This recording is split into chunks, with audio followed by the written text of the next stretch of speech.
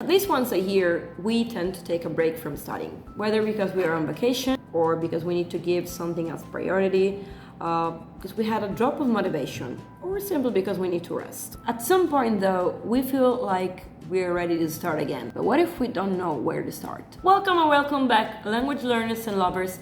My name is Diletta, I'm a language learning coach, and today I want to show you how you can start studying again after taking a break by showing you exactly examples of what I did 1 week ago, which is pretty much reviewing my micro goals, my level, language skills, resources, and learning plan. So let's start immediately with the first step, which is reviewing your micro goals. Which were your goals the last time you studied? This may have changed over time because your level or your interests have changed. And no, the goal is not I want to be fluent, because that's huge, distant and vague. I'm talking about micro goals that you can achieve and that can help you eventually achieve that macro goal. I'll give you an example.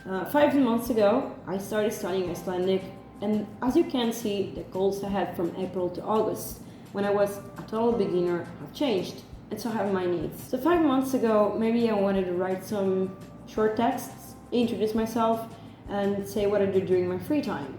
Today, I want a pen pal, someone to regularly exchange emails with, and be able to speak about myself in present, past, and future tenses. Second step is reviewing your level to see if your goals are realistic. Not B1, not B2, not C1. Just think about what you can do. For example, in April, I knew 2-3 words in Icelandic, and the only thing I could do was pronouncing some of them. Today I can introduce myself and talk about what I do in my free time, as I showed you in this video. So in 4 months, I'm pretty sure I'll be able to use the present, past, and future. I hope. Reviewing your level also helps you determine which language skills you need to improve on. For example, if from now to December, I want to be able to talk about actions in the present, past, and future, surely I will have to study those grammar rules, and I will need all those verbs and those high-frequency words that can describe my daily life and activities. When this is clear to you, review the resources you need. Maybe you have used a textbook that is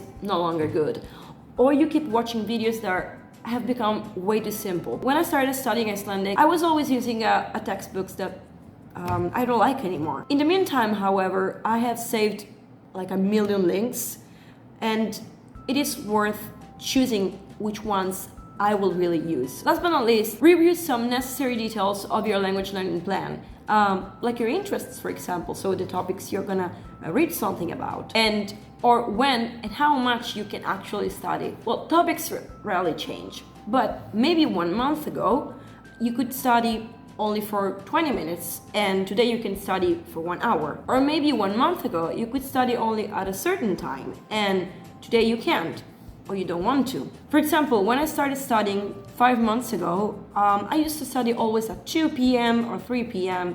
because, well, it felt more comfortable. Today, I always study at 8 or 8:30 a.m. simply because I prefer doing so. So keep in mind that there are 5 necessary things to review before you start studying again. Micro goals, level, language skills, resources, language plan. So that's it for today. If you like this video, please let me know in the comments. And if you have any questions, go ahead and share them in the comments. Also, don't forget to subscribe to my YouTube channel, follow me on Instagram, and check my other videos on how to learn a language. Thanks for watching, and see you in the next video.